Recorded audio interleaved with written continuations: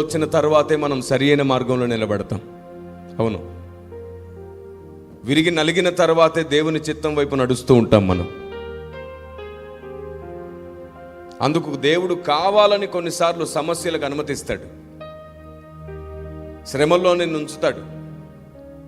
మీరు చెప్పండి, మీరు ఎన్నోసార్లు ప్రార్థన చేశారు, ఆ ప్రార్థనలు ఎన్నో నెరవేరకుండా మిగిలిపోయి ఉంటాయా ఇప్పటి వరకు కూడా?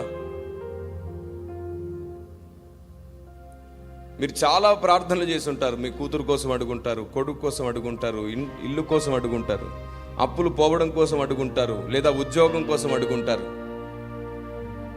మీరు అడిగినవన్నీ అడిగినట్లు జరగట్లేదే. అలా జరగకపోయినా సరే ఇంకా మీరు ప్రార్థిస్తూ ఎదురు చూస్తూనే ఉండుంటారు. మీకు తెలుసా, దేవుడు ఎవరి జీవితంలోనైనా ప్రార్థన ఆలస్యం చేశాడు అంటే వారు అదృష్టవంతులు.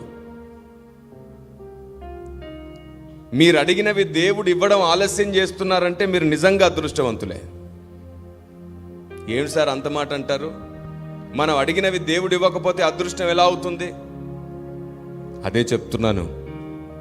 ఆశీర్వాదాల వెంటే పరిగెడుతున్న నేటి క్రైస్తవ సమాజానికి తామే ఆశీర్వాదంగా మార్చబడే మహాసూత్రములెన్నో దేవుడు తన గ్రంథంలో రాయించి పెట్టాడు. వాటిని తెలుసుకున్నప్పుడు మాత్రమే మనం దేవుని మనసుకు దగ్గరవుతాం. మీరు చెప్పండి, భక్తి అంటే దేవుని నుండి లాభం పొందడమేనా? అవసరమైతే దేవుని కొరకు సమస్తాన్ని నష్టపడ్డం భక్తి కాదా? కాదా?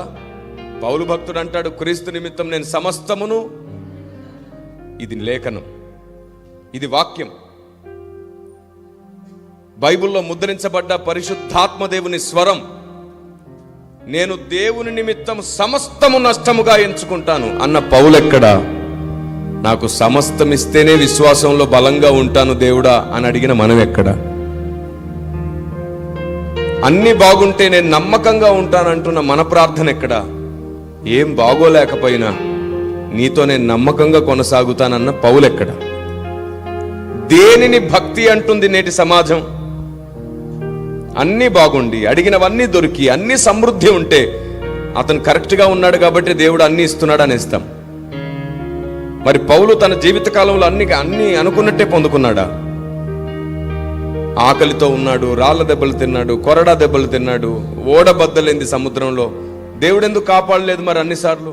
శ్రమల్లోకి ఎందుకు అప్పచెప్పాడు? ఆత్మీయ జీవితం అంటే అంతస్తులు ఎక్కడం కాదు.